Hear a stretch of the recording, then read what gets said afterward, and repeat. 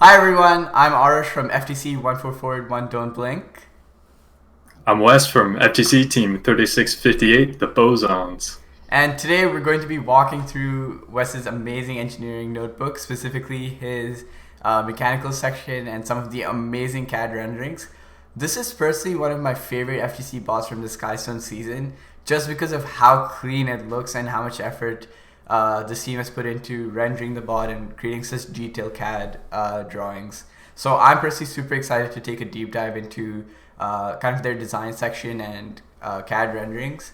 And again, thank you so much, Wes, for coming on today. I'm sure I'll personally learn a lot, if not everyone else, but this should be exciting. Thanks for inviting us. All right, and so with that, we can get started.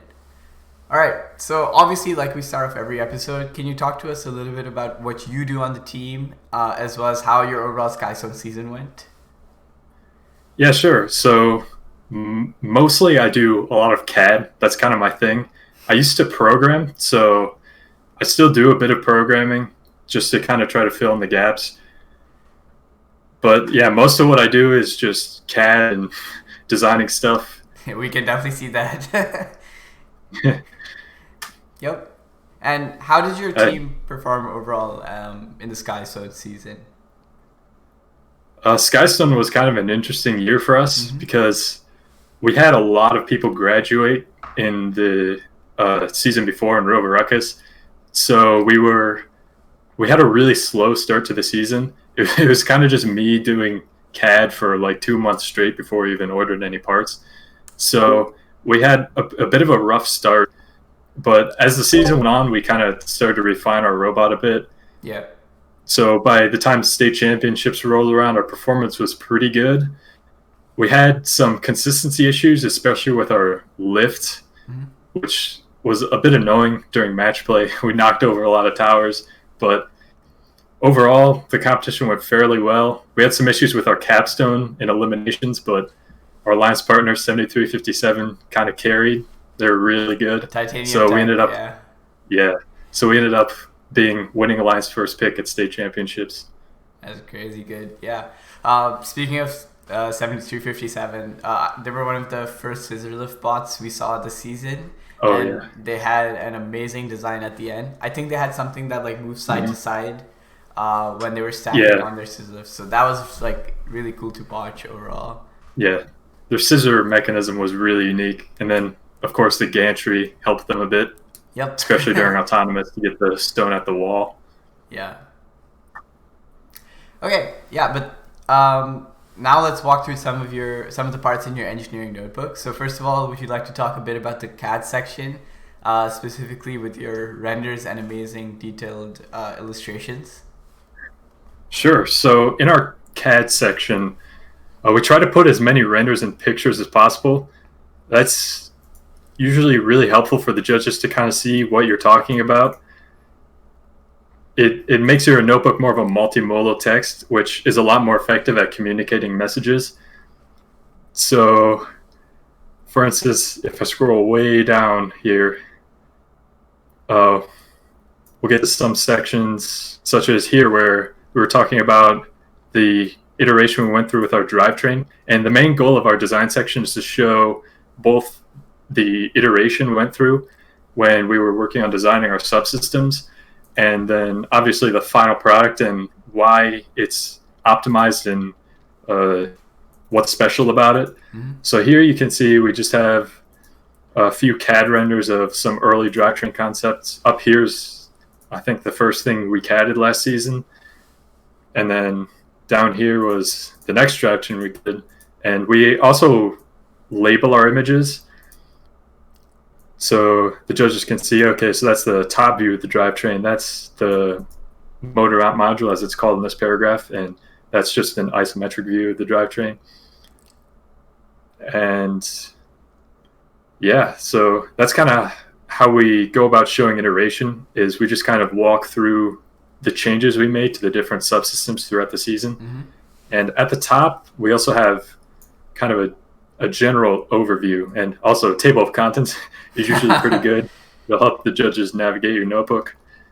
It'll probably be a bit different this year because notebook isn't quite as much of a thing. It's more the engineering portfolio. Yeah, definitely. But we also outline our design process just to kind of let the judges know how we go about working on creating our robots. Yeah. Your branding is also really good. I'm just noticing that when we were talking before. I didn't really point that out, but that branding is really, really cool. I love your logo. Thanks. Yeah, but Oh, yeah. you can see that this notebook has like all the different iterations you've gone through over your Skystone season, but also you're outlining like important parts. I know you're scrolling through. We just saw like advantages, reasoning. Like this overall format really gives judges a better understanding of, I think, what exactly you're trying to convey with the design you chose, and how exactly that's going to help you in game.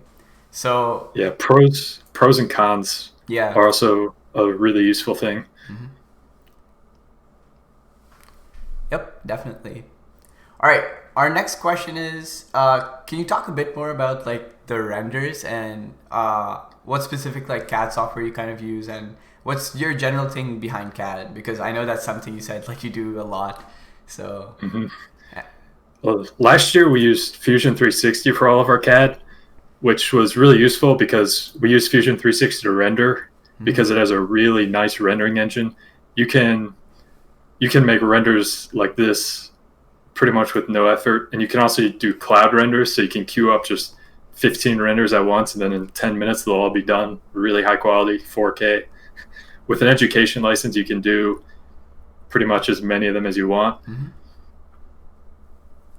So for CAD this year, we're mainly using Onshape because it has really useful collaboration capabilities. Yep. And overall, I'd probably recommend Onshape to most FTC teams because really only what it lacks is a lot of complex modeling features. I don't think it has 3D sketches. The sheet metal tool isn't great. There's just some other random things. But it also has some really nice features, like the, what are they called? Feature scripts, I think.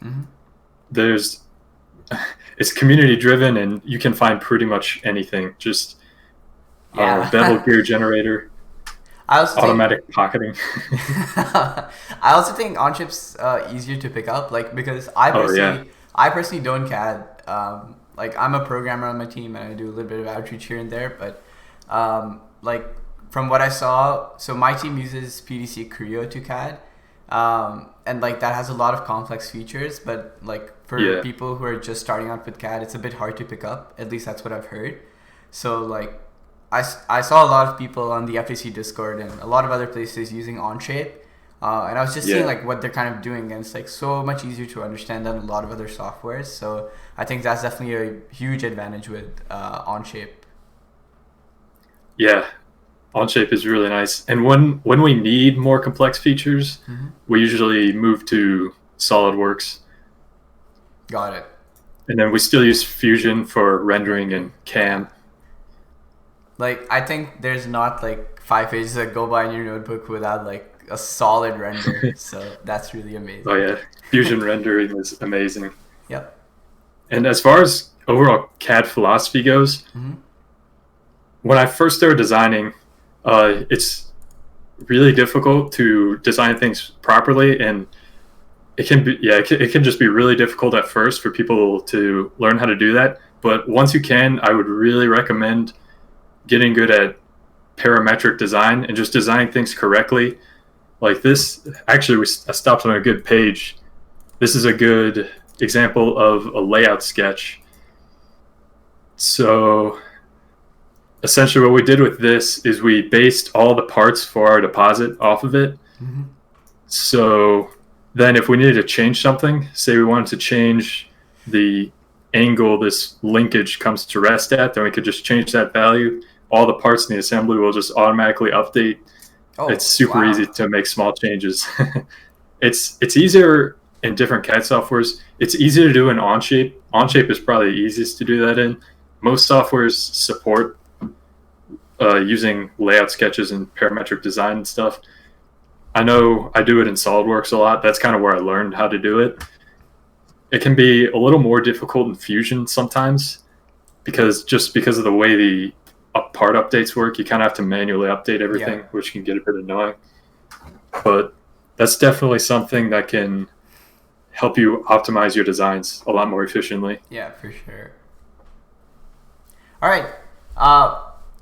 I guess moving on, can you talk a bit more about like your design process and some of the philosophies over there? Yeah. So the first thing obviously you need to do is read the game manual. That's always a good idea. You need to make sure you know what scores points, what scores the most points, so you can figure out what different mechanisms you need on your robot, what you need your robot to do. And from there you move into brainstorming, where you just come up with as many ideas as you can on how you might be able to do specific tasks. Yeah. And from there you go to prototyping, which is kind of the phase we're in right now this season.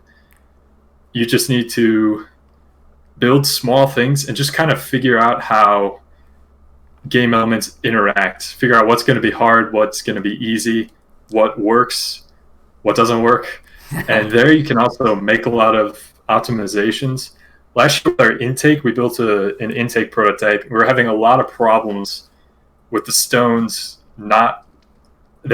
Sometimes we would intake them, they would just fall out the top of the intake. And we found that if we lifted it up a little bit off the ground and then intook stones, it had no problems. So we figured out that we were intaking the stones from too low, so we needed to raise the intake up a bit. So that's something that might have been a bit more difficult to figure out had we just built an intake and threw it onto the robot. Yeah. So it just allows you to, once you actually build your robot, you'll have a lot more refined mechanisms. After that, you kind of need to go into the testing phase. So when you're testing your robot, one more thing for brainstorming and also even a little bit of prototyping is playing FTC Simulator, or it's called XRC Simulator now. Yeah. It has Ultimate in it already. I play it all the time. It's really useful for kind of getting a sense of how the game plays when there's 4 robots on the field. Yep. This game was surprisingly chaotic. I will say that. There's a lot more rings on the field than you think there will be. So one thing I realized would be really important is you need an intake that can efficiently pull rings out of a pile of rings and not jam. For sure. So that can be a useful thing. And during the testing phase, when you have a full robot, what you do to test your robot is usually just driver practice. They kind of go hand in hand. As the more you drive your robot, the more issues you'll find with it, and you can fix those issues, and then they don't happen during competition. So Absolutely. Driver practice and testing is easily the most important phase of the design process, in my opinion. Last year, we spent hours just running the robot, driving it, running autonomous, and we found so many issues that could have just been horrible had they happened in competition. Yeah, I know. At least for drivers practice, our team can definitely like talk about that because overall, I think last year for our team was our second year competing in the FTC program, and so our bot last year had a 27.4 to 1 gear ratio for the drivetrain. So while it wasn't the fastest robot, like the amount of drivers practice we had, especially like playing with our sister team, that really helped us overall like improve our score from what it was before. I know for stones, like we were expected to feed. Okay, it was a 27.4 to 1 drivetrain. We would only feed like 9 stones or 10 stones, but we ended up being able to feed like 13 and 14 with like really good drivers practice. Yeah. So that definitely really helped us throughout the season, even though our state championship unfortunately got canceled. So that's a bummer. Yeah. But yeah, I've heard it said before that a bad robot with driver practice is better than a good robot with no driver practice. Exactly. I think Abbas from 3101 Boom Bus touched upon that last episode as well. The exact same thing you just said. So yeah, definitely. Yeah. I don't remember who said that. It was pretty recent though, I think. It could be quoting someone who said it before though. Yep. Could you talk a bit more about some of the tips you would give rookies this season? Just some like brief here and there's. So. Yeah, prototyping. Don't overlook it. That's one thing that's pretty important. You might have a bit of luck just building a robot from a CAD file, but it's definitely not going to be nearly as refined at first. You're probably just going to end up wasting a lot of time and money. Another thing is, this isn't really as applicable to this season, but if the more scrimmages you can go to, the better. Mm-hmm. Getting real field experience for your robot, even if it's just a cardboard prototype on your robot, seeing how it's going to behave in an actual match setting is important. Helps, yeah. Don't fall behind on the engineering notebook. That's one thing we always have a lot of trouble with. And I think that you end up the week before the competition. Yeah. I think that even goes for the engineering portfolio. Like, even though it's 15 pages, you definitely want to keep that in your mind. It has to be like the best 15 pages you put forward for sure. Mm-hmm. Yeah. What else? Make sure you have the right goals. A lot of times in past seasons, I've seen that a lot of teams try to focus too much on worrying about a design that's kind of not really the best fit for their design level, I guess. Mm-hmm. And a lot of years, there are really simple tasks you can do fairly easily to just win competitions pretty easily. In Rover Ruckus, I think it was, at our first meet, we got like third to last place. Our robot absolutely didn't work. We had a mineral scoring mechanism, and it didn't work at all. So the next week, we scrapped pretty much the entire thing and just made a hanging mechanism. And then we programmed a full autonomous, and then we won a qualifier, and we just sat there still during teleop, just autonomous and endgame, and it worked. So this year might be a little tricky. I thought the same about last year, but I was surprised that by just moving the foundation and parking, you could win a lot of matches at lower levels. Mm-hmm. So this year, it might be the same with wobble goals. Maybe if competition's coming up, you're not really having any luck, just make a really simple wobble goal manipulator, program quick autonomous. Easy 35 points right there. Yeah, easy 35 points. Depending on your wobble goal mechanism, like the claw for the wobble goal, if I know some teams are definitely doing that, you could also be able to pick up rings, right? So like you could definitely use the same mechanism if you like plan that properly. But I completely agree with you there for sure. I have one. Yeah, this year. Yeah, go ahead. Oh, yeah, this year might be a little tricky to do that because rings are just worth a lot of points. Exactly. Because you can do power shots, and then, I mean, in FTC's team earlier, people are already scoring in the mid 500s with a really simple robot that's just good at shooting rings. They don't even do the wobble goals in endgame, which is kind of interesting. Yeah. Just keep cycling. The Rover Ruckus all over again. Yeah. So one final question that I personally had was, how did you make your YouTube reveal so good? Oh my God. Thanks. Well, I'm kind of lucky because my brother and I were kind of bored, and he's really into filmmaking. Mm-hmm. So that's how we were able to get really smooth shots. Is just he does a lot of work with filmmaking. That was a cool video. Pretty much the first thing we did was set up the scene. We tried to keep it really consistent throughout. We just had the field with the stones on it. We didn't have much of the field. We didn't even have the foundation. And then the next thing we tried to figure out how to do was how to fill up time. So we tried to figure out scenes that could show what the robot could do, and were also fun to watch. So pretty much what that ended up being was just ramming the robot and do a lot of different things. Flipping the robot. Which was, flipping the robot over, stuff like that. It was really fun to film, and that usually makes for a good reveal. In FRC, we kind of took inspiration from FRC reveals. A lot of FTC reveals are just people showing like their autonomous and teleop and what they can do. Yeah. That gives a lot of information, but a lot of times it's kind of boring to watch unless you're like gluten-free or something. So a lot of times it's a lot more fun just to film fun scenes In FRC reveals, people usually just show the robot, a little bit of B-roll, just show how the mechanisms move, just the robot driving around or whatever, and then just show the various parts of the game. Like last year, teams would just drive around and take balls, show close-ups of their indexer, maybe shoot a few goals in the infinite recharge, whatever their goal is called. So a lot of times those reveals are going to be a bit shorter, but usually they're pretty entertaining. Yeah, for sure. Yeah. All right, well, thank you so much. We just hit the 20-minute mark, so like this video was amazing. You can go follow Wes and his team, the Bosons, at Instagram at 3658 Bosons. You can also follow our channel at FTC Don't Blink on Instagram and YouTube. So if you guys like this video, make sure to hit the thumbs up button and even subscribe if you want to. We also have a Discord for this community called FTC Files, and the Discord link is up on the screen right now. And our website will be released very, very soon, so definitely keep a lookout for that. But thank you so much, Wes. This has been an absolute blast. And yeah.